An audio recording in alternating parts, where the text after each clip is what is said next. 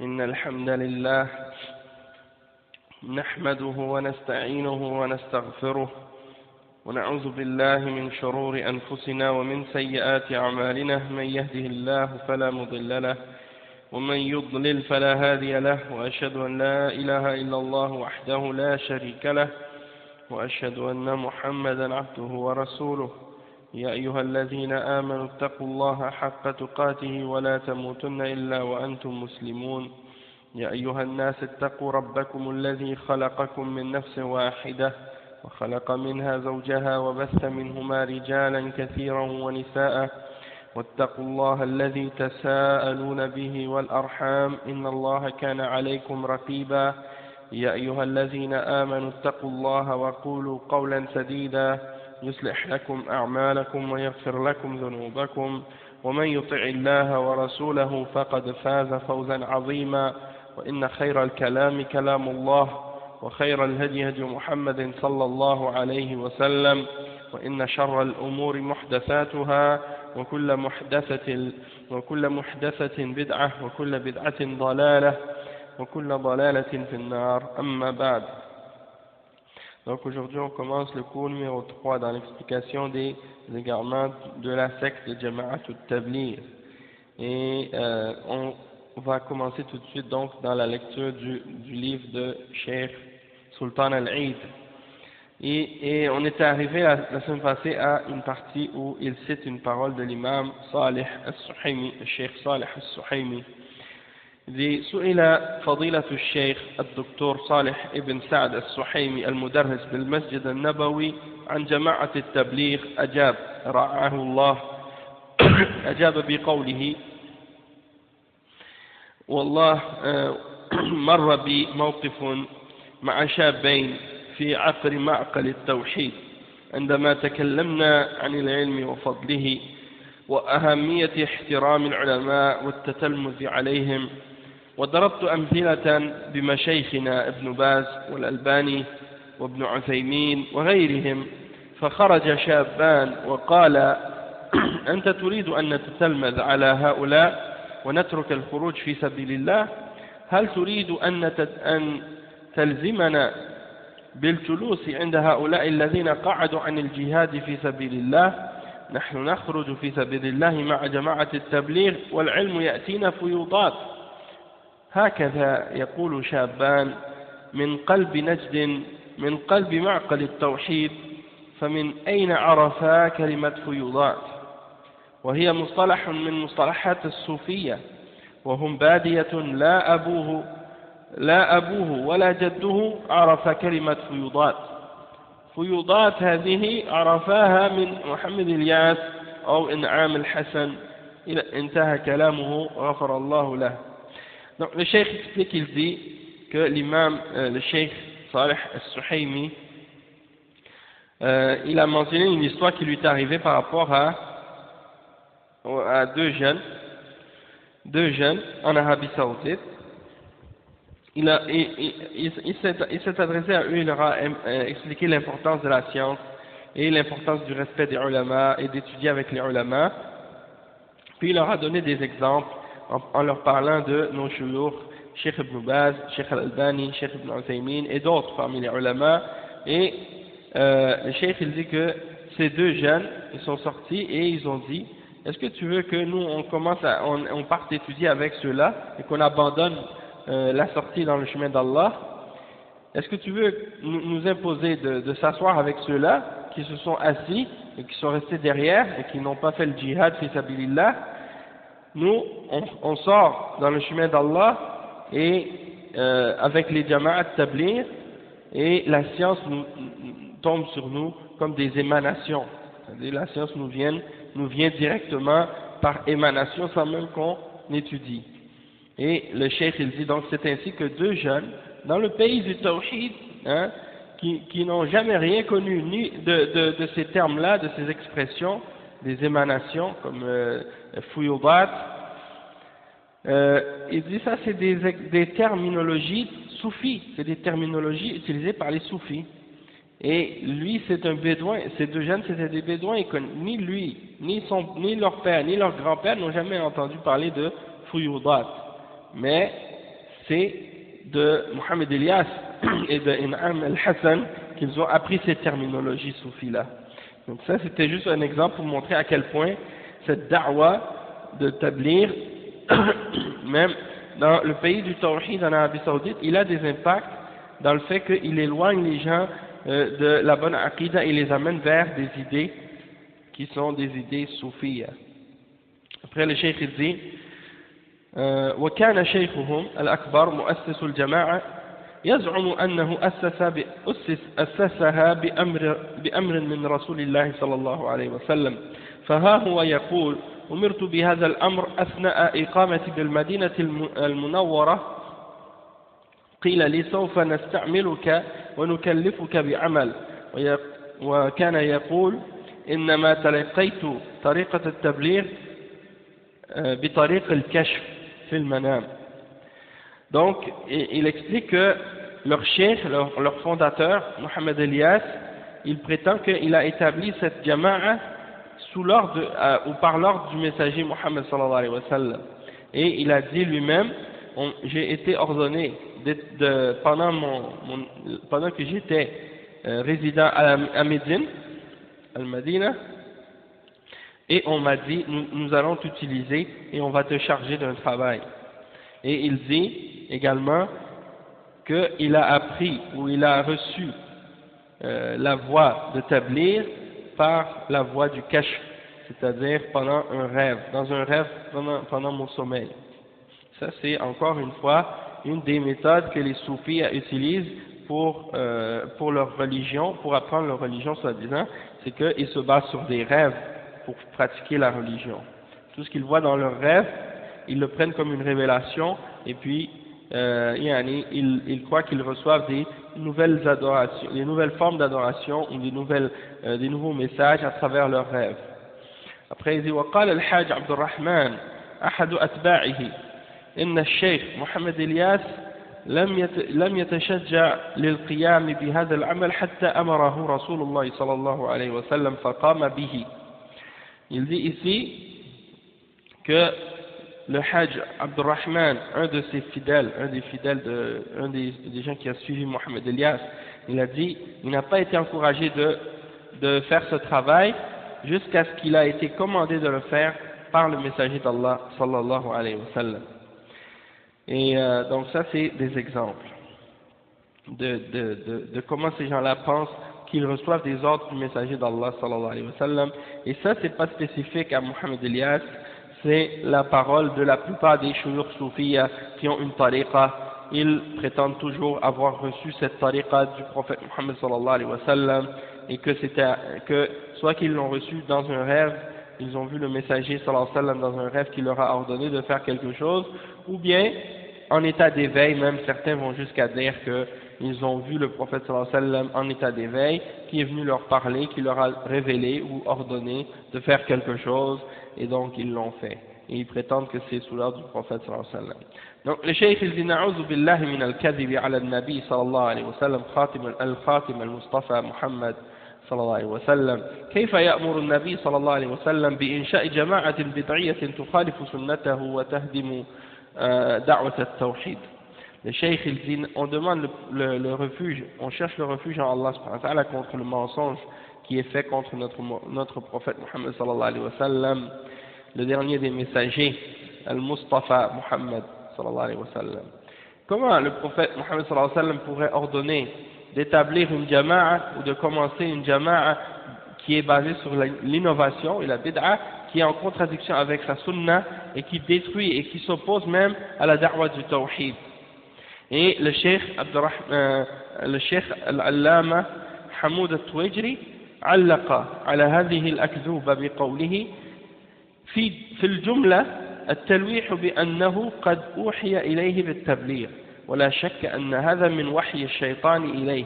وقال معلقا على ما ادعاه شيخهم من الكشف طريقة المكاشفة التي زعمها هي من دعوى علم الغيب وعند الصوفية والتبليغيين أنها من الكرامات وهي في الحقيقة من وحي الشيطان وتلاعبه بهم. Donc le cheikh explique ici que l'imam Hamoud al-Tuwajri il a mentionné au sujet de ces mensonges qu'on vient de mentionner, hein, il dit qu'en général, le commentaire au sujet de cette parole, c'est que il prétend qu'il a reçu une révélation, qu'on lui a révélé, que Mohammed Elias prétend qu'on lui a révélé cette voix, hein, par révélation. Et il n'y a pas de doute que ça fait partie de la révélation du shaitan, que le shaitan lui a donné. Ensuite, il mentionne également, en commentant sur la question de ce que leur cheikh a prétendu, en disant que lorsqu'il a dit qu'il a reçu ça par kashf, c'est-à-dire par la voie du rêve, des choses de ce genre, eh bien il dit, la voie de Al-Mukashafa, ce que ces gens-là prétendent, qu'ils reçoivent des révélations qui leur sont dévoilées, ou des connaissances du rêve qui leur sont dévoilées, ça fait partie de prétendre d'avoir la connaissance du rêve. Et ça, chez les soufis et chez les tabliriyin, ils considèrent que ça c'est des miracles, des prodiges, des karamat. Et en réalité, c'est une révélation du shaitan qui joue avec eux.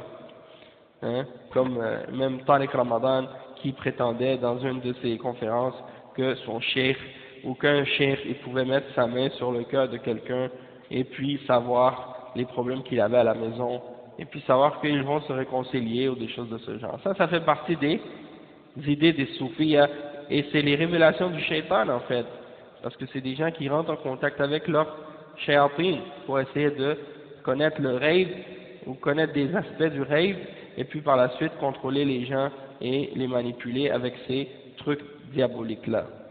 Le cheikh il dit ensuite بل يصل الحال بمشايخهم الصوفية إلى النهي عن إنكار المنكر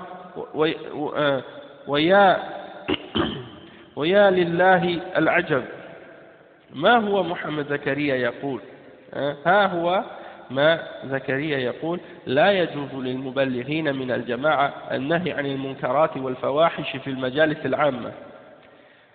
Donc il dit que également parmi les idées de ces gens-là, il dit c'est arrivé tellement à un point grave qu'on voit que chez leurs shuyukh soufis, ils interdisent même aux gens de dénoncer ou de critiquer ou d'interdire le munkar lorsqu'il est fait publiquement. Et on voit même Mohammed Elias, hein, ou bien plutôt Mohammed Zakaria, qui dit dans l'introduction de Tabligh an-Nisab, il dit il n'est pas permis aux gens qui font le tabligh dans la jama'a d'interdire les péchés et les choses qui sont faites, les turpitudes qui sont faites dans les endroits publics. Le cheikh il dit كيف يقول ذلك والله قد أمرنا به ولتكن منكم أمة يدعون إلى الخير ويأمرون بالمعروف وينهون عن المنكر وأولئك هم المفلحون. وفي الحديث عن رسول الله صلى الله عليه وسلم أنه قال من رأى منكم منكرا فليغيره بيده فإن لم يستطع فبلسانه فإن لم يستطع فبقلبه وذلك أضعف الإيمان. فلم يقيده صلى الله عليه وسلم بغير المجالس العامة، بل وصل الأمر بهم إلى ترك التحذير من البناء على القبور والطواف حولها، فيخرج معهم القبور سنوات دون أن يحذر من الشرك بدعوى تأليف قلبه والجمع بين الأمة، ثم يموت على شركه ولم تبلغه دعوة التوحيد، فأي دعوة وأي تبليغ هذا. Donc le cheikh explique, il dit comment ces gens-là peuvent dire ça, on ne doit pas interdire le mal lorsqu'il est fait en public, alors que Allah subhanahu wa ta'ala dit dans le Coran, et qu'il y ait parmi vous un groupe qui ordonne, ou qui appelle, ou qui invite au bien, et qui ordonne le bien et qui interdit le mal, et ceux-là sont ceux qui auront le succès. Et dans le hadith du prophète Muhammad sallallahu alayhi wa sallam, dans lequel il dit, celui d'entre vous qui voit un munkar, qui voit un mal, alors qu'il le change par sa main, et s'il ne peut pas, alors qu'il le change par sa langue, et s'il ne peut pas, alors qu'il le change par son cœur, et ça c'est le minimum ou le plus bas niveau de la foi. Et le prophète sallallahu alayhi wa sallam, il ne l'a pas spécifié, il n'a pas limité ce hadith en excluant les lieux publics ou les endroits où les gens sont assis. Donc le fait de changer le mal ou d'interdire le mal, c'est quelque chose qui est général, et on ne peut pas exclure les endroits publics ou les endroits où les gens s'assoient ensemble comme étant un endroit où on ne doit pas interdire le mal. Le cheikh dit qu'ils sont arrivés à un point aussi tellement grave que ils n'interdisent pas à quelqu'un des choses qui sont très très graves. Comme par exemple, ils n'avertissent pas contre le fait de construire sur les tombes ou bien de faire le tawaf autour des tombes. Et donc, le cheikh il dit que parmi eux, il y en a qui vont sortir, qui adorent les tombes, et ils sortent pendant des années sans jamais qu'on l'avertisse contre le shirk. Et ils ne vont pas lui parler du danger du shirk, ils l'avertissent contre le shirk, sous prétexte qu'ils ne veulent pas le faire fuir, ou bien qu'ils veulent rassembler les cœurs. Donc, ils pensent que c'est la manière de réunir la Ummah, de ne pas parler contre le shirk. Donc, la personne, elle va mourir sur son shirk, et elle n'aura jamais reçu on ne lui aura jamais transmis la da'wa du tawhid. Donc, quelle sorte de da'wa et quelle sorte de tablir est-ce que c'est que ça? La base, c'est d'avertir et d'expliquer aux gens le tawhid et d'avertir contre le shirk.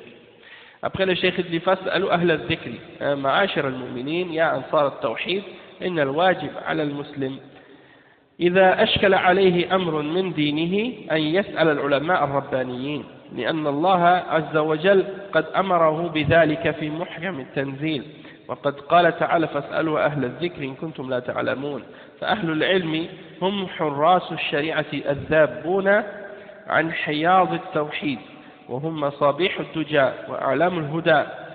قال ابن عباس رضي الله عنه كان عبد الله بن عباس رضي الله عنهما يقول والله ما أظن على ظهر الأرض اليوم أحب إلى الشيطان هلاكا مني.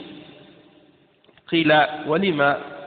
قال والله إنه لا تحدث البدعة في مشرق أو مغرب فيحملها الرجل إلي فإذا انتهت إلي قمعتها بالسنة فتعود عليه.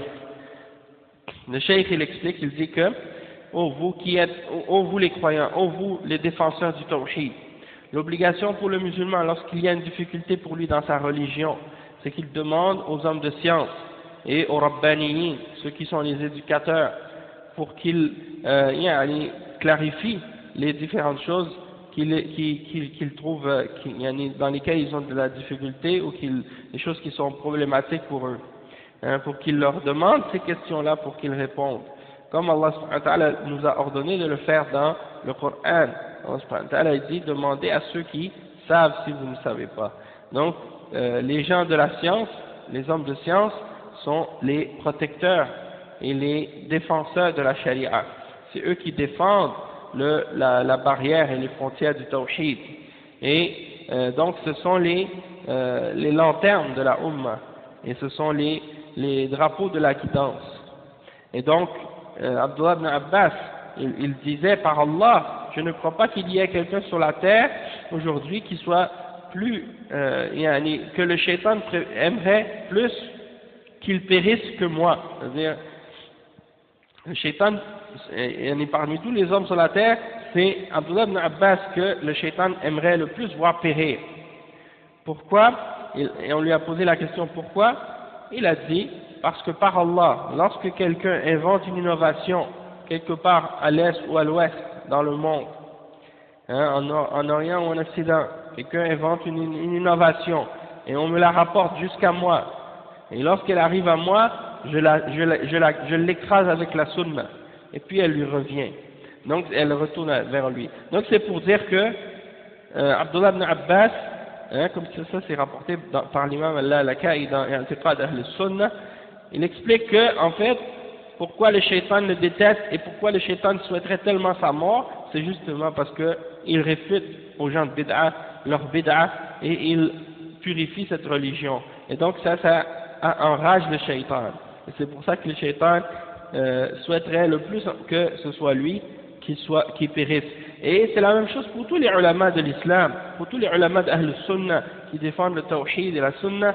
Et bien aujourd'hui encore, comme à l'époque de Abdullah ibn Abbas, et bien ils réfutent les gens de bid'a, du moment que la bid'a arrive à eux, et bien ils la réfutent et puis elle est détruite cette bid'a. Il dit لقد أمر الله تعالى بالتمسك بالحق وحذر من اتباع أهواء الخلق ثم جعلناك على شريعة من الأمر فاتبعها ولا تتبع أهواء الذين لا يعلمون.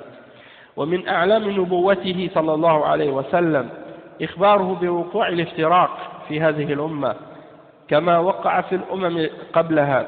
يقول رسول الله صلى الله عليه وسلم: لتتبعن سنن من كان قبلكم. وقد بين صلى الله عليه وسلم سبيل النجاة من هذا التفرق والاختلاف، فقال: إنه من يعش منكم فسيرى اختلافا كثيرا فعليكم بسنتي وسنة الخلفاء الراشدين المهديين تمسكوا بها وعضوا عليها بالنواجذ وإياكم ومحدثات الأمور فإن كل محدثة بدعة وكل بدعة ضلالة. Le cheikh explique que Allah subhanahu wa ta'ala nous a ordonné de nous accrocher à la vérité. Il nous a averti contre le fait de suivre les gens de passion, de suivre les passions et les passions des hommes. Le cheikh il mentionne le verset dans le Coran, dans Surat Al-Jathiyah, qui dit: et puis ensuite nous t'avons mis sur la voie de la charia de l'ordre. Alors suis-la et ne suis pas les passions de ceux qui ne savent pas. Et le cheikh il dit que ça fait partie aussi parmi les signes de la prophétie du prophète Mohammed sallallahu alayhi wa sallam et des informations qu'il nous a données au sujet de l'avenir. Il nous avait informé qu'il y allait avoir de la division dans cette ummah. Et ça fait partie des preuves de sa prophétie, qu'il était vraiment un prophète, puisqu'il nous annonce des choses qui vont se produire dans l'avenir, et ces choses-là, elles se produisent. Donc il a dit, dans un hadith rapporté par Al-Bukhari, que vous allez suivre les voies des nations qui ont vécu avant vous. Et comme il a expliqué également dans le hadith de la division, il nous a expliqué dans le hadith de la division qu'il y allait avoir des divisions et des divergences. Et il nous a également clarifié la voie pour le salut, pour être sauvé de ces divisions-là. Il a dit: et celui qui vivra après moi verra beaucoup de divergences. Alors je vous incite à suivre ma sunna et la sunna de mes successeurs bien guidés après moi. Accrochez-vous à celle-ci et mordez dedans avec vos molaires et prenez garde aux nouvelles choses dans la religion. Parce que toute nouvelle chose est une bid'a et toute bid'a est un égarement. Et ça c'est rapporté par Abu Daoud et Tirmidhi dans leur livre et également par Ibn Majah et l'imam Ahmad ibn Hanbal. Le cheikh dit: ها هو الإمام أحمد رحمه الله يبين أثر العلماء في رد الأهواء والبدع والنصح لأمة الإسلام. يقول: الحمد لله الذي جعل في كل زمان فترة من الرسل بقايا من أهل العلم يدعون من ضل إلى الهدى ويبصرون منهم على الأذى ويحيون بكتاب الله الموتى ويبصرون بنور الله أهل العمى. فكم من قتيل لإبليس قد أحيوه وكم من ضال تائه قد هدوه. فما أحسن أثرهم على الناس وما أقبح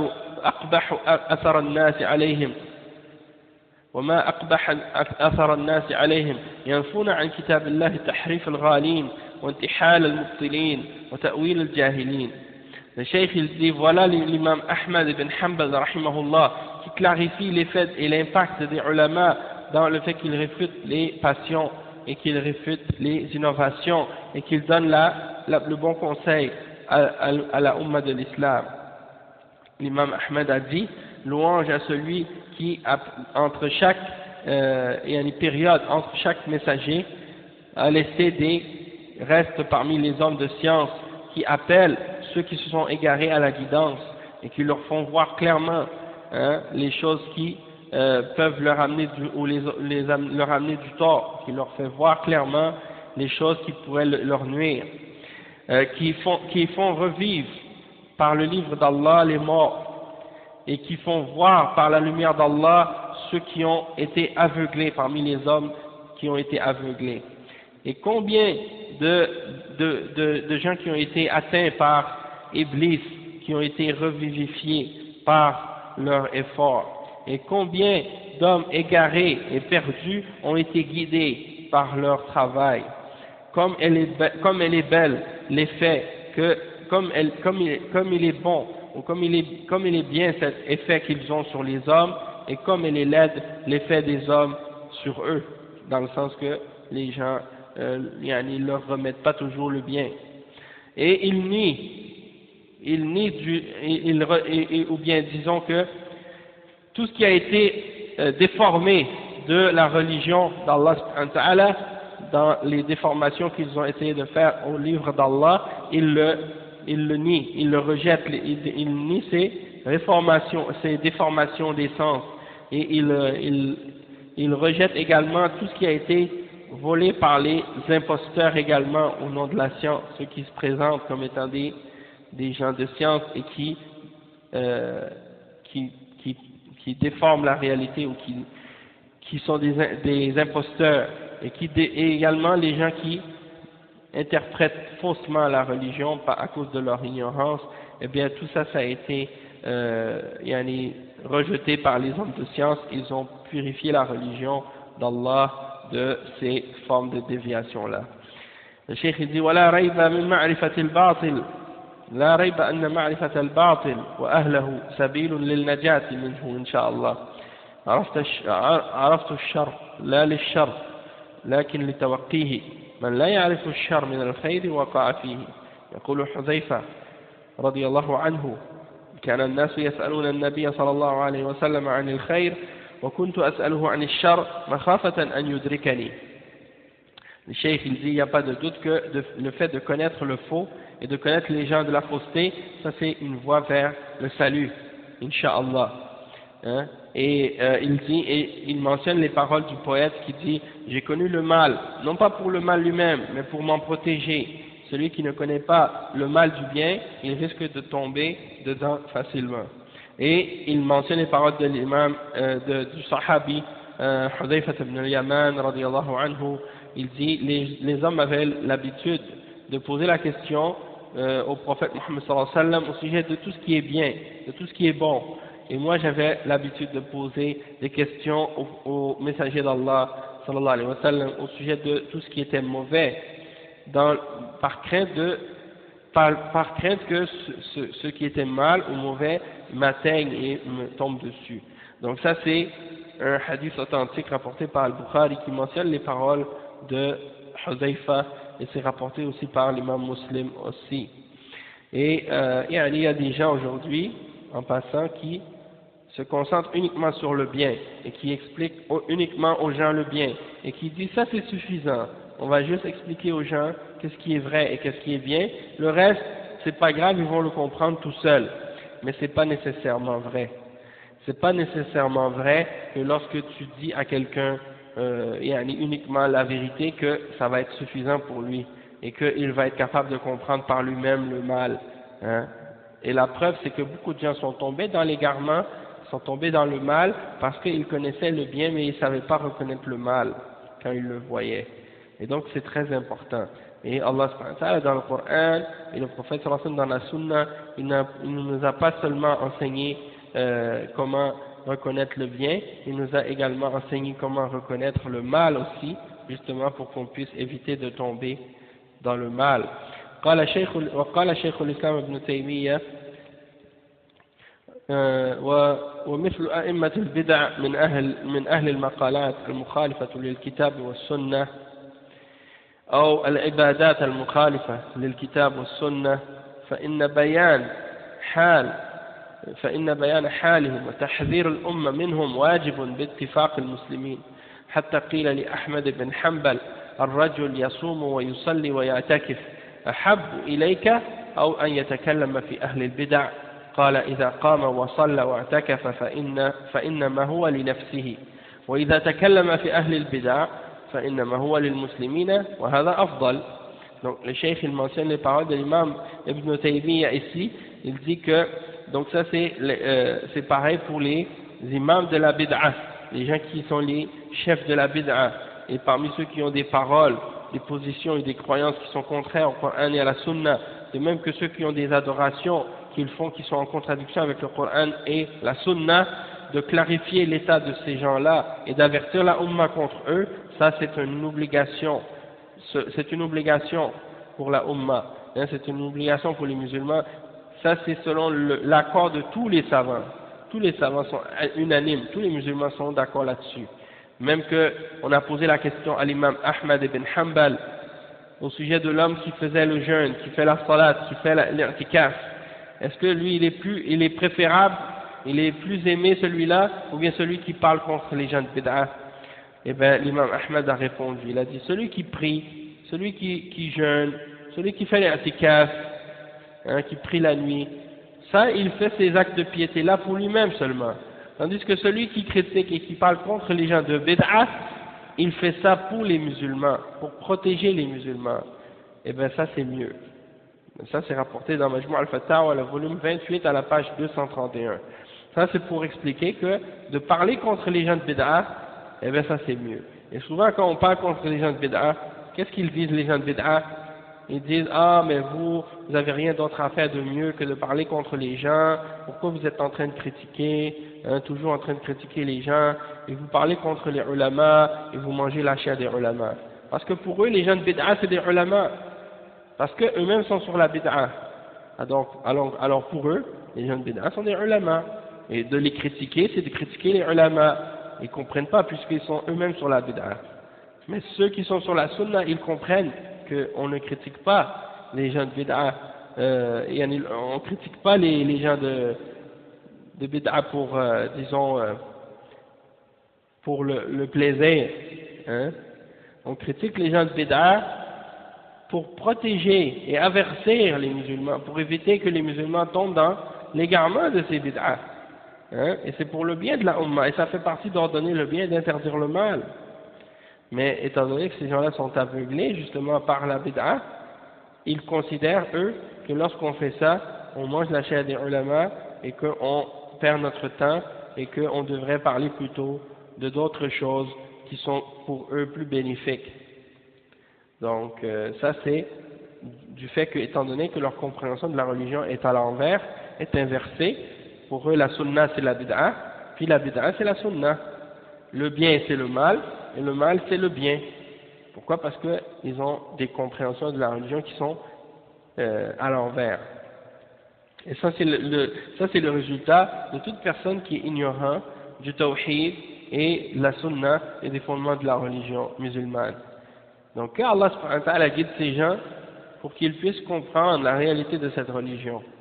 Et du moment où ils auront compris cette religion comme il faut, avec les fondements de la religion, et bien là vous allez voir que par la suite tout va se mettre en place, hein. Mais tant qu'ils sont confus et ignorants des bases de la religion musulmane, eh bien ils ne pourront jamais distinguer entre le vrai et le faux. Et qu'est-ce qui est étrange des fois, juste un autre point encore qui fait réfléchir, c'est que si vous entendez certains de leurs discours ou certaines de leurs paroles, eh bien, vous ne pouvez pas distinguer entre est-ce que c'est les paroles d'un prêtre ou d'un rabbin ou bien les paroles d'un savant musulman. Parce qu'ils ne parlent jamais des choses fondamentales qui distinguent les musulmans et les kuffars dans les fondements de la religion, comme le tawhid et la sunna, comme on l'a expliqué. Et donc tout ce qu'ils disent pourrait être dit par n'importe quel kafir et même parfois par des athées, hein. Vous allez avoir des athées qui vont parler de justice sociale, qui vont parler d'honnêteté ou de justice ou de liberté ou de toutes sortes de notions qu'ils vont expliquer. Et tu vas entendre certains de ces prêcheurs islamiques-là, ou bien certains de ces soufiyins qui vont parler de la religion de la même manière que ceux-là, hein. Et donc c'est comme si on dirait que si tu les regardes pas ou si tu les connais pas, tu vas entendre leur parole, tu vas dire ben, il n'y a rien qui distingue ces gens-là de ce que les autres enseignent, parce qu'ils ne concentrent pas leur da'wah sur les bases qui font qu'on est différent justement des kuffars et des mushrikines et des gens de bid'ah. Donc ça c'était juste un point en passant. Le cheikh ensuite il dit فيا أهل التوحيد والسنة إن المتأمل في الأمة الإسلامية اليوم يدرك أنها ابتليت بجماعات محدثة مختلفة المناهج والآراء متفقة على الوقيعة في أهل السنة والجماعة والكيد لهم ونتيجة وتنحية دعوتهم لتحل محلها، ولها في ذلك مناهج خفية وأساليب ماكرة حتى خفي حالهم على كثير من الناس، لكنه لم تخفى بحمد الله على العلماء الذين نور الله بصائرهم ووقفهم لاتباع طريق السلف الصالح.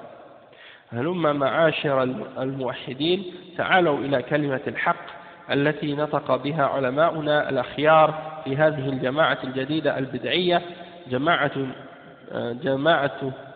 جماعة تفصل بين العامة والعلماء، تفصل بين العامة وعلماء السنة والتوحيد، وتحول بين العوام وسماع كلام العلماء فيها، وتلبس وتضرب أقوال العلماء بعضهم ببعض، وتربي أتباعها على تهميش فتاوى العلماء الربانيين فيها، وقد يلبسون على بعض المنتسبين إلى العلم ليخرج معه تزكية لهم، فيطيرون بها ويغررون بالعوام مع ظهور ضلالهم وانحرافهم،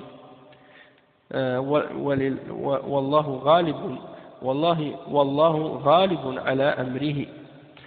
Le cheikh il dit, quiconque aujourd'hui médite sur la réalité de la Ummah islamique, il va comprendre ou réaliser que la Ummah a été atteinte par le malheur de ces nouvelles jama'at qui sont apparues, qui ont différentes méthodologies et différentes opinions, mais qui sont tous d'accord pour attaquer les gens de Ahl Sunnah et pour ruser contre eux et faire des complots contre eux, et pour essayer de faire en sorte que ce soit leur da'wah qui soit à la place de la da'wah du tawhid. Et ça on le remarque, et c'est pas pour rien que vous allez voir que tous les groupes de bid'a et toutes les jama'at de bid'a sont tous d'accord pour critiquer l'Arabie Saoudite et pour critiquer les ulama de l'Arabie Saoudite, peu importe leur tendance, peu importe leur groupe et leur jama'a, ils sont tous d'accord là-dessus.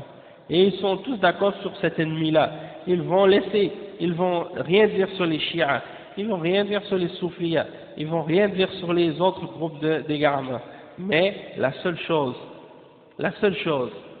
qu'ils vont critiquer, c'est les ulama du tawhid, et la da'wah du tawhid, et la da'wah salafiyya. Donc le cheikh il dit, pourquoi? Parce qu'ils veulent faire en sorte que tout ce qui se passe là-bas, dans les terres saintes, soit établi selon leur manhaj à eux. Il n'y a pas une secte d'égarement ou un groupe de bid'a aujourd'hui qui rêverait pas d'avoir le contrôle sur les deux lieux saints. Il n'y en a pas une secte parmi les sectes d'égarement aujourd'hui qui n'aimerait pas avoir le contrôle de la mosquée du prophète sallallahu alayhi wa sallam et d'avoir le contrôle de Mecca, de la mosquée Al-Haram. Ils souhaiteraient tous pouvoir avoir le contrôle sur ces deux mosquées-là. Et c'est ça leur but, et un de leurs grands objectifs et de leur but, c'est justement d'arriver à ça. Et de mettre dehors les ulama du tawhid et les ulama de la sunna, qui leur met des bâtons dans les roues, qui les empêchent de pratiquer leur shirk et leur bid'a et leurs égarements. C'est ça leur objectif, c'est de combattre la da'wah du tawhid pour remplacer cette da'wah par la da'wah de la bid'a, par l'ash'ariyya, par al-maturidiyya, par al-soufiyya, al-tasawwuf, par al-rafda, ou bien l'aqida des chiites al-rafida. C'est ce qu'ils veulent faire. Ils veulent remplacer la da'wah du tawhid par ces bid'a et par ces formes d'égarement et par ces éloignements de la sunna. Donc il faut que les gens de la sunna soient alertes et qu'ils soient conscients de ce danger-là et qu'ils qu'ils ne prennent pas les choses à la légère. Et donc le cheikh il dit, et même les khawarij, les takfiriyin, la même chose. Ils s'allient avec les gens de bid'a contre les gens du tawhid. Et ils prétendent être sur le tawhid, c'est la même chose. Hein, ils sont aussi dangereux que les autres groupes de bid'a. Les khawarij, hein, comme le prophète sallallahu alayhi wa sallam les a appelés, c'est les chiens de l'enfer. Et toutes les bid'a, de toute façon, tous les groupes de bid'a, ils sont tous d'accord avec la voie des khawarij de toute façon. Hein, comme les salafs l'ont expliqué. Ahlul bid'a kulluhum, ahlul ahwa kulluhum khawarij. Les gens de bid'a sont tous des khawarij. Hein, parce qu'ils sont tous d'accord sur l'épée et la rébellion, et la révolte contre les dirigeants, etc. Donc le cheikh il dit ensuite, ils ont tous des intentions de mettre leur da'wa à la place de la da'wa du tawhid. Hein? Et ils ont pour arriver à ces objectifs-là des méthodologies qui sont cachées, des méthodes de complot et de ruse. Hein? Mais il dit le cheikh, elles sont cachées, beaucoup de gens, même parmi la plupart des gens, ils ne réalisent pas le danger et les ruses de ces gens-là. Elles sont cachées même pour la plupart des gens, mais par la grâce d'Allah, alhamdoulilah, ces ruses-là ne sont pas cachées pour les ulama qui ont été illuminés par la lumière d'Allah. Ils voient par la lumière d'Allah et Allah leur a donné le succès de suivre la voie des salaf salih.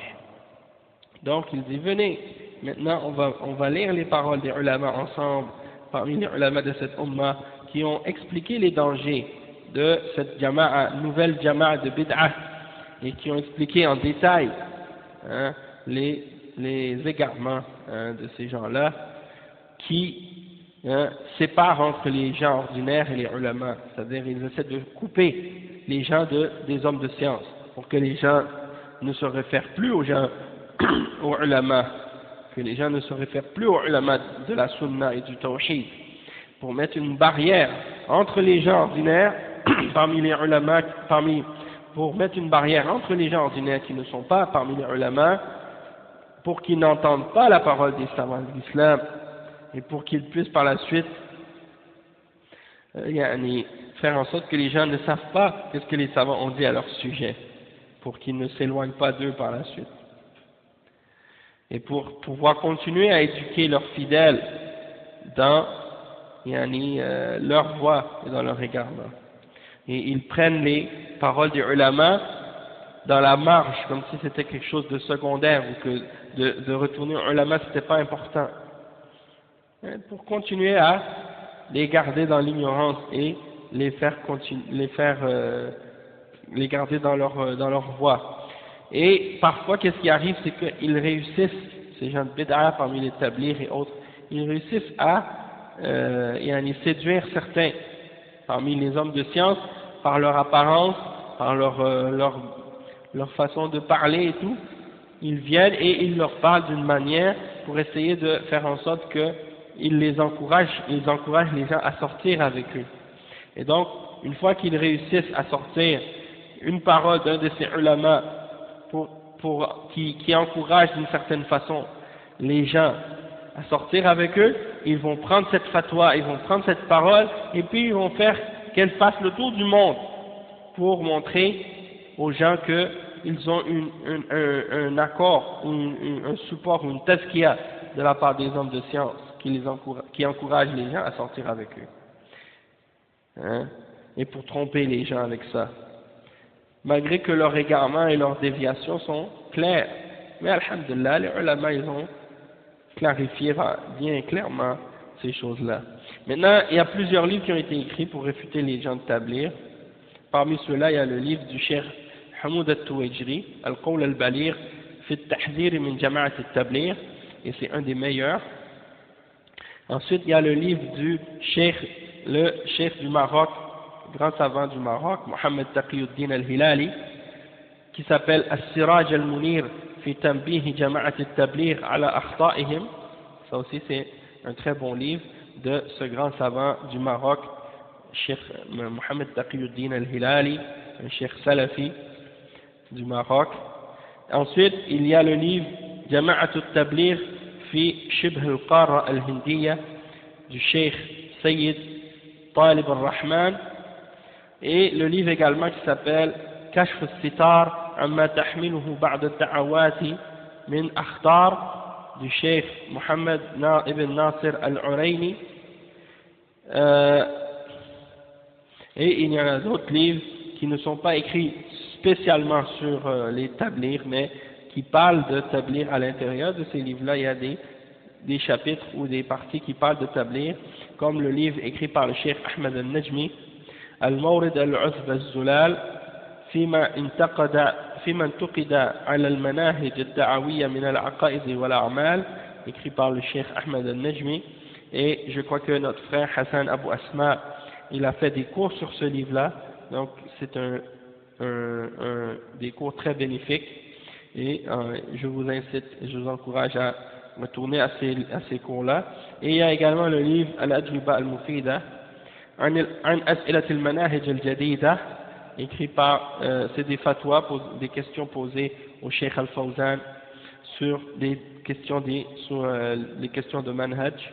Et il y a également le livre Haqiqatu ad-Da'wa ila Allah du Cheikh Saad al-Hussein, et Al-Qutbiyya Hiya al-Fitna fahdharuha du Cheikh Abu Ibrahim al-Adnani.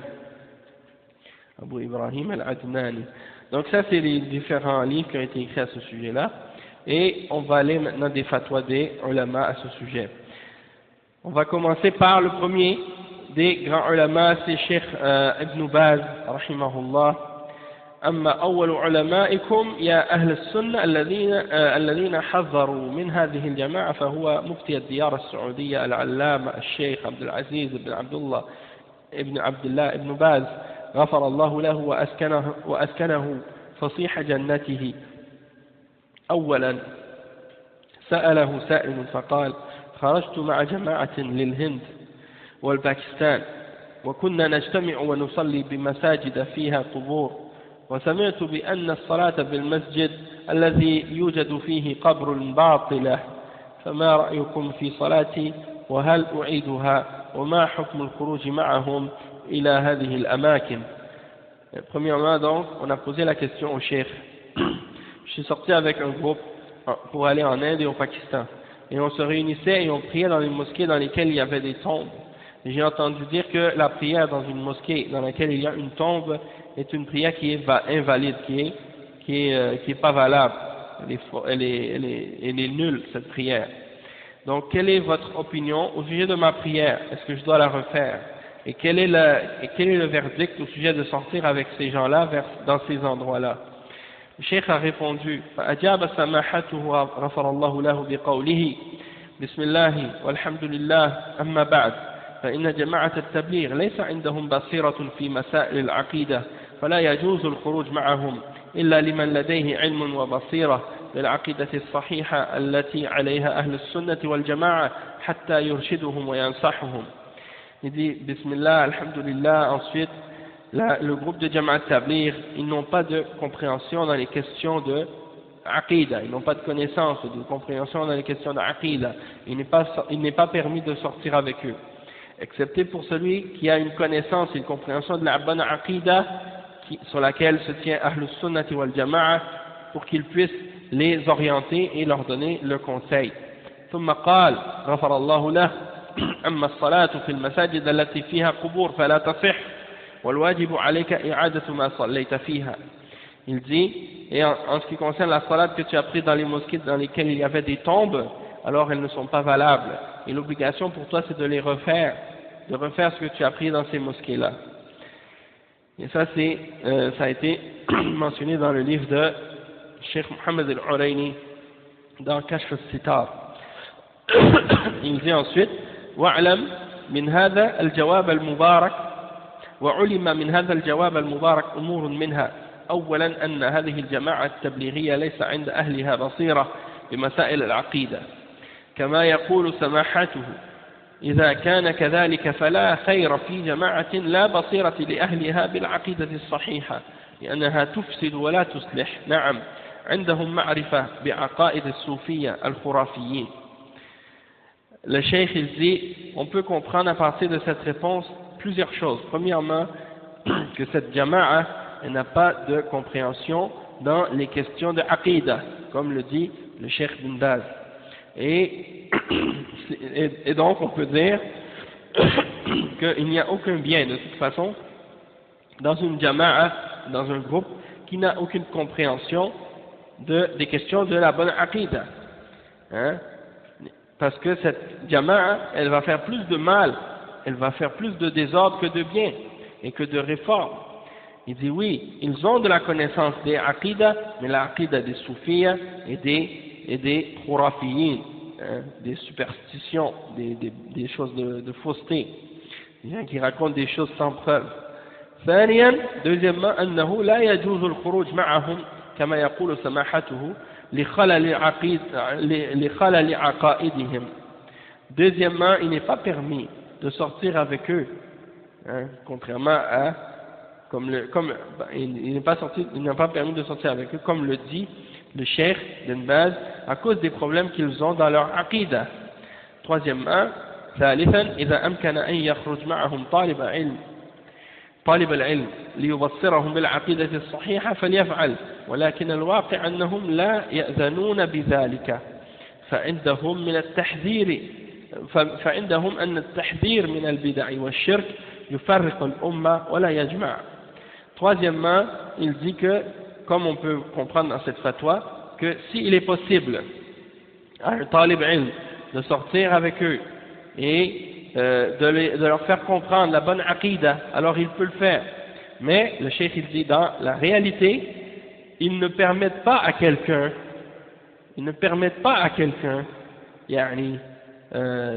d'avertir contre les bid'ah. Ils ne permettent pas à quelqu'un d'avertir contre les bid'ah et contre le shirk, parce que ces gens-là, ils prétendent que ça divise la Ummah et que ça ne réunit pas les musulmans de parler de ces choses-là.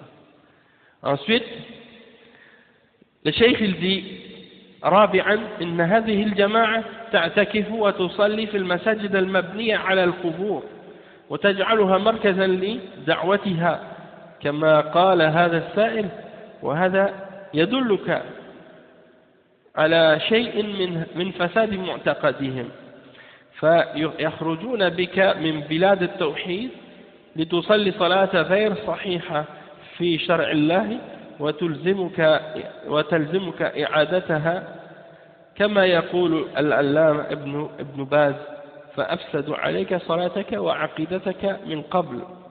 Donc il dit ici, comme on le voit quatrièmement, que cette jama'a, ils font l'i'tikaf et la prière dans des mosquées où il y a des tombes qui sont construites, ou bien des mosquées qui sont construites sur les tombes. Et il dit donc, ils font de ces mosquées-là des centres pour leur da'wah, comme le dit cette personne qui a posé la question. Et ça indique la mauvaise aqidah qu'ils ont, hein, que leur aqidah elle est corrompue.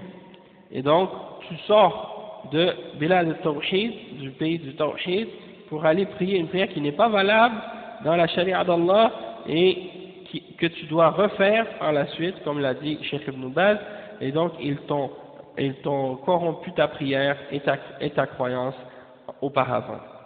ثانيا deuxièmement وهذا سؤال ثاني وجه لسماحته في اليوم السادس من ذي الحجة سنة 1416 بمكة المكرمة.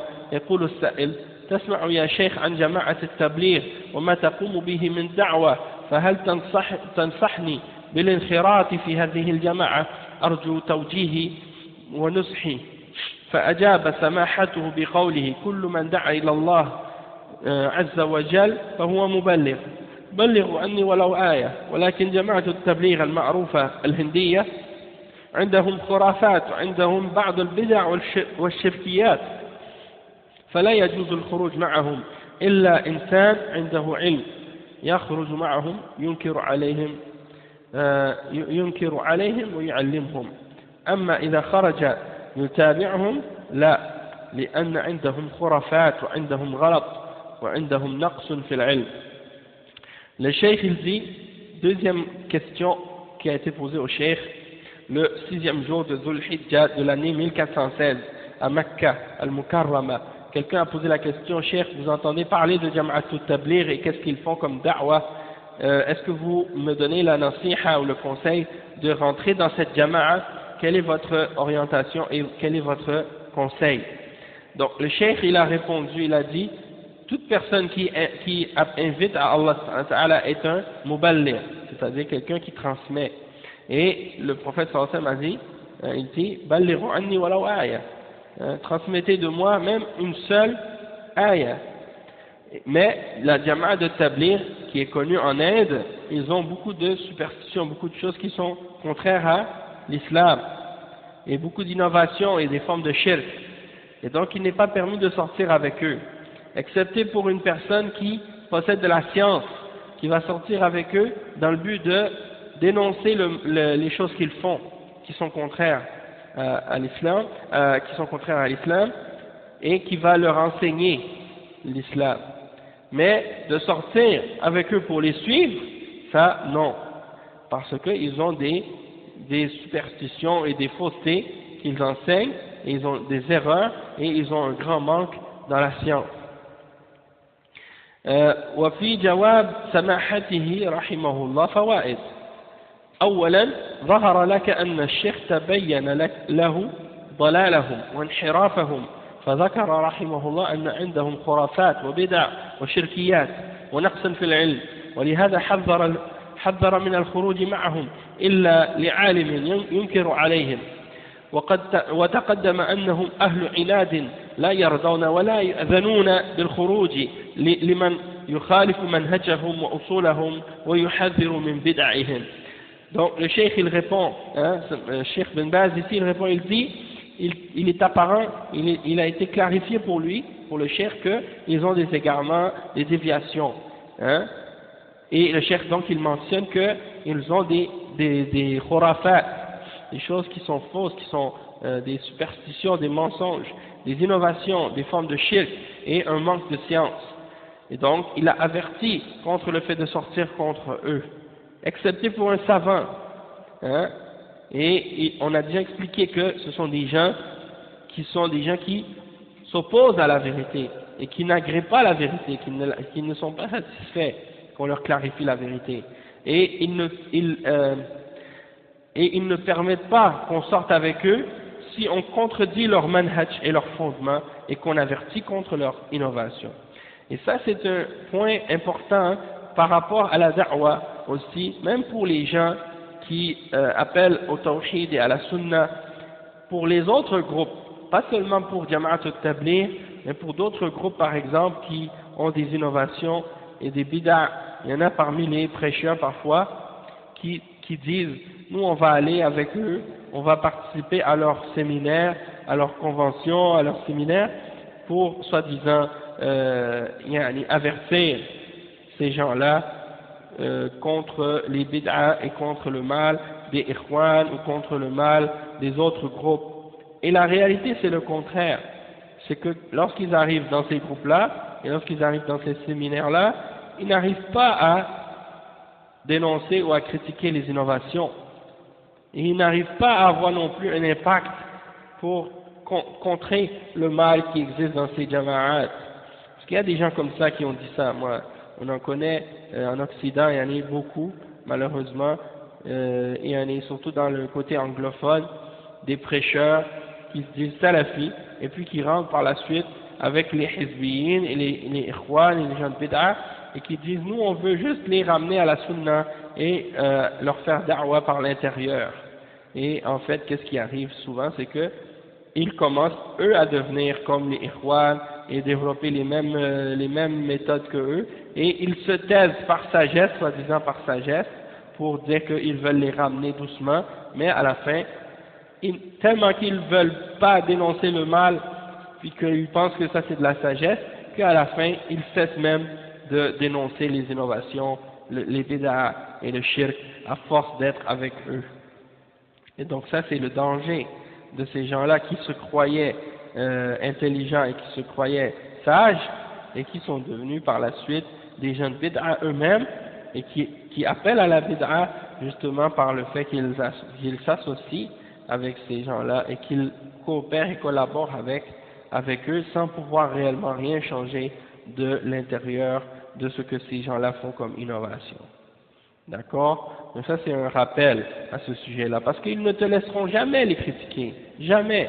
Et du moment que tu vas les critiquer ouvertement et clairement, ils vont te mettre dehors, ils ne vont pas te laisser parler par la suite. Et donc le cheikh il dit, وفي جواب سماحته رحمه الله فوائد, donc on a lu le premier point. Et deuxièmement, ثانيا هذا التحذير من سماحته يلغي ما صدر منه أولا من شيء من التزكية لهذه الجماعة لأنه قد تبين له حالهم ولا يمكن أن يثني عليهم شيخنا رحمه الله بعد ذلك وقد نص على أنهم أهل خرافات وبدع وشركيات. Le cheikh il dit deuxièmement, il a averti contre leurs innovations et contre leur égarement. Il a averti contre eux. Et ça vient annuler ce qu'il avait dit précédemment comme tazkiya qu'il avait fait à leur sujet. Parce que ça a été clarifié pour lui que ces gens-là avaient des contradictions avec l'islam. Et il n'est pas permis qu'il fasse des éloges, que notre cheikh fasse des éloges sur eux après ça. Comme ça a été, comme il a mentionné lui-même que ce sont des gens qui ont des khurafat, des innovations et des formes de shirk. Comme le cheikh il l'explique plus loin, c'est que en fait il y a des gens de Tabligh, qu'est-ce qu'ils ont fait? Ils ont essayé d'utiliser des anciennes fatwas du cheikh Ben Baz au début lorsqu'ils ne les connaissaient pas vraiment bien, lorsqu'ils n'étaient pas conscients de leurs égarements. À ce moment-là, il avait fait des fatwas et certains des tablighiyyin, ils prenaient ces fatwas-là, ils les imprimaient dans les mosquées pour essayer de montrer que le cheikh Ben Baz était pas contre Jama'at al-Tabligh. Mais le problème c'est que ils ne mettaient pas les fatwas qui sont sortis par la suite et qui clarifiaient l'égarement de cette Jama'a. Le cheikh il dit ثالثا من تلبيس أتباع هذه الجماعة نشرهم لفتوى الشيخ القديمة قبل أن يتبين له حالهم ثم يخفون هذه الفتاوى التي استقر فيها رأي الشيخ على وصفهم بالبدعة والخرافة والتحذير من الخروج معهم. Le cheikh il dit qu'il y a beaucoup de leurs fidèles justement qui cachent justement ou qui ne veulent pas répandre ou propager les fatwas du cheikh qui sont nouvelles, ils les cachent ces fatwas-là des fatwas dans lesquels il a averti contre eux et qu'il les a décrits comme étant des gens qui sont sur la bid'a et sur la superstition et qui avertissent de sortir contre eux, et ils ne font que passer les anciennes fatwas du cheikh qui au départ n'étaient pas au courant des détails de tout ce que cette jama'a faisait comme égarement et innovation.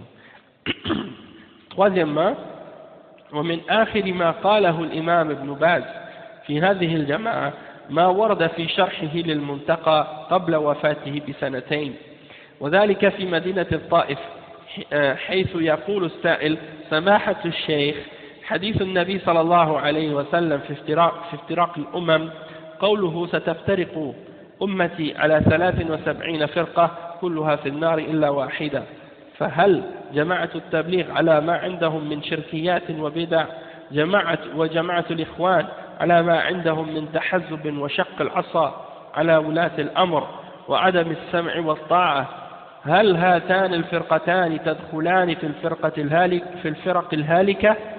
فأجاب العلامة ابن باز غفر الله له وأسكنه فسيح جنته بقوله: تدخل في 72، من خالف عقيدة أهل السنة دخل في 72، المراد به بقوله أمتي أي أمة الإجابة، أي استجابوا له وأظهروا اتباعهم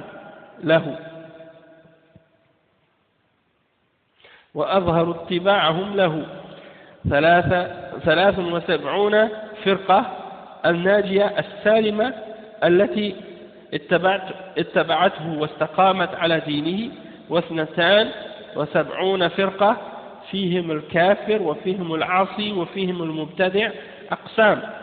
Donc le cheikh, on lui a posé la question lorsqu'il faisait un sharh dans la ville de Taïf, il faisait le sharh du livre qui s'appelle Al-Muntaqa, c'est un livre de hadith, hein, en fait c'est un livre de hadith qui explique les règles du fiqh. Donc avant sa mort, 2 ans avant sa mort, on lui a posé la question, Samahatu Sheikh, le hadith du prophète sallallahu alayhi wa sallam qui mentionne la division de la Ummah en 73 sectes, hein, que la Ummah va se diviser en 73 sectes, et elles seront toutes en enfer excepté une. Est-ce que Jama'atul Tabligh et Jama'atul Ikhwan rentrent dans ces 73 sectes, dans les 72 qui vont être en enfer? Et il mentionne, il dit, la Jama'atul Tabligh, avec qu'est-ce qu'elles font, ou bien avec qu'est-ce qu'ils font comme shirkiyat, des formes de shirk et d'innovation, et la Jama'at des Ikhwan, avec qu'est-ce qu'ils ont comme le fait de se diviser en parties et d'opposer l'autorité du dirigeant et de ne pas écouter et obéir aux dirigeants.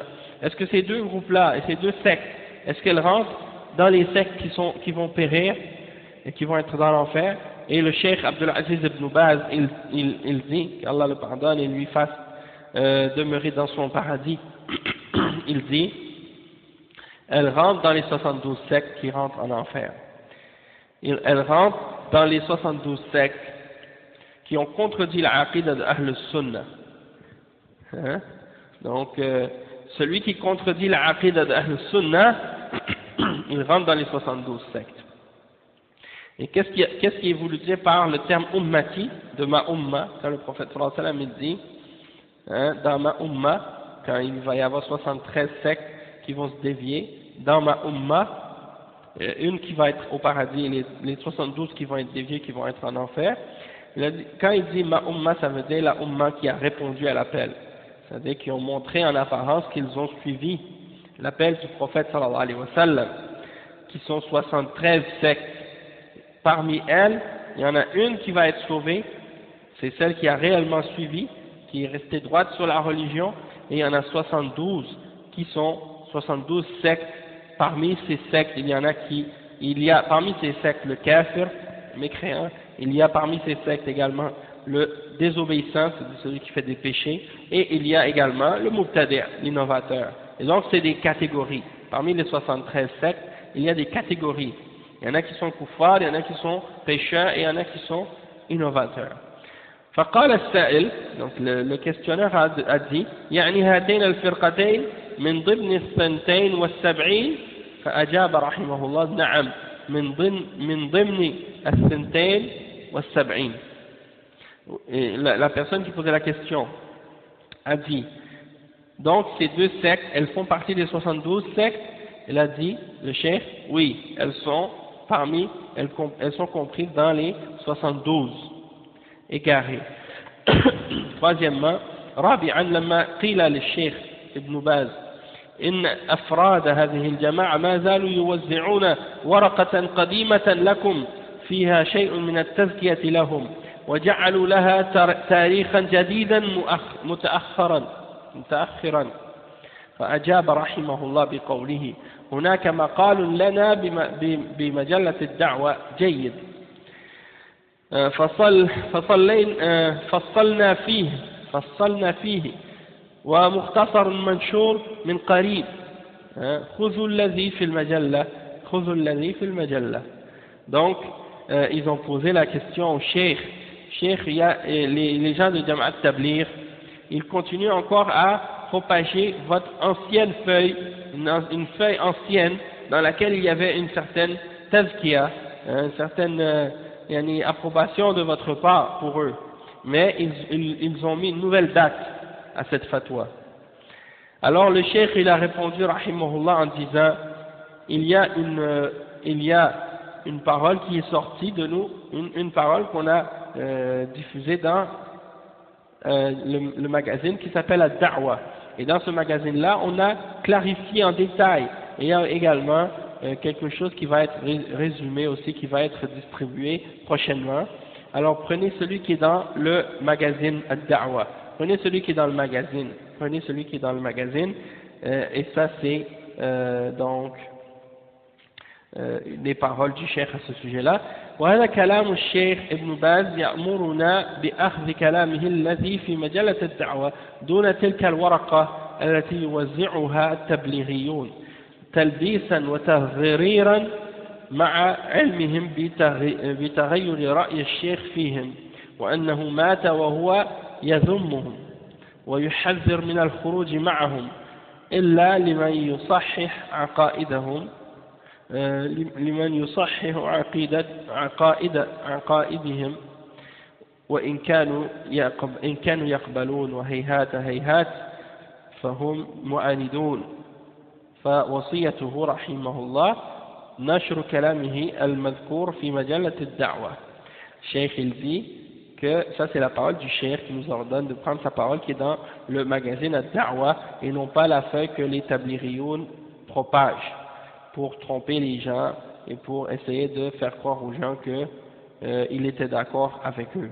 Et ils savent très bien que le cheikh a changé de position face à eux, hein, et qu'il est mort alors qu'il les critiquait et qui avertissait les gens contre le fait de sortir avec eux, excepté pour celui qui veut corriger leur aqidah s'ils acceptent, et jamais ils n'accepteront parce que ce sont des gens qui s'opposent à la vérité. Donc le cheikh il dit, son conseil donc c'est de suivre la fatwa qui avait été transmise dans le magazine Al-Da'wa, Al-Majalla Al-Da'wa. ولكن ما الذي قاله في هذه الفتيا؟ Mais qu'est-ce qu'il a dit dans cette fatwa dans ce magazine؟ يقول الشيخ الفوزان غفر الله له ونفع بعلمه آخر ما صدر من الشيخ ابن باز قبل أيام في مجلة الدعوة يقول إن هؤلاء الجماعة ليس عندهم بصيرة في التوحيد، هذا هو الأساس، إذا صار ما عندهم بصيرة في التوحيد خلصنا منهم ونفضنا أيدينا منهم. يقول أي الشيخ ابن باز فلا يجوز الخروج معهم إلا لعالم يبصرهم، إذن صارهم بحاجة إلى الدعوة، إذا كانوا هم بحاجة إلى الدعوة فكيف يدعون الناس؟ انتهى كلامه حفظه الله وسدده. Le cheikh il mentionne les paroles de Cheikh Al-Fawzan. Il dit que Cheikh Al-Fawzan, il dit, la dernière parole qui a été publiée dans Majallat Ad-Da'wa, des paroles de Cheikh Ibn Baz, quelques jours avant sa mort, آخر ما صدر من الشيخ ابن باز قبل أيام في مجلة الدعوة يقول, oui, il dit que ceux-là, les gens de la Jama'a Tabligh, ils n'ont pas de compréhension du tawhid. Et ça c'est la base, le tawhid c'est la base. Donc s'ils n'ont pas de compréhension du tawhid, alors on n'a rien à faire avec eux, hein? Et on se lave les mains de ces gens-là, on va dire on se sépare nos mains de ceux-là, on n'a aucun lien avec eux. Et il dit, c'est-à-dire le Cheikh Ibn Baz, donc personne ne doit sortir avec eux, excepté un savant qui va leur enseigner et leur faire comprendre. Et donc le Cheikh il dit, Cheikh Al-Fawzan, il dit, si eux, ce sont eux qui ont besoin de da'wa, c'est-à-dire c'est eux qui ont besoin qu'on leur fasse la da'wa, alors, si c'est eux qui ont besoin de da'wa, alors comment eux ils peuvent faire la da'wa aux autres? Intaha kalam. Ça c'est la fin de la citation en question. Donc ça c'est la fin des fatwas qui ont été mentionnés au sujet des paroles de Cheikh Ibn Baz, et on va s'arrêter ici pour aujourd'hui. Inch'Allah, on continuera la semaine prochaine, Inch'Allah lundi prochain, pour expliquer et lire ensemble les fatwas du Cheikh Ibn Uthaymin à leur sujet. Qu'est-ce que le Cheikh Ibn Uthaymin a dit par rapport à cette secte qu'on appelle Jama'at al-Tabligh. Donc, subhanakallahumma wa bihamdik, ashhadu an la ilaha illa ant, astaghfiruka wa atubu ilayh. Assalamu alaikum wa rahmatullahi wa barakatuh.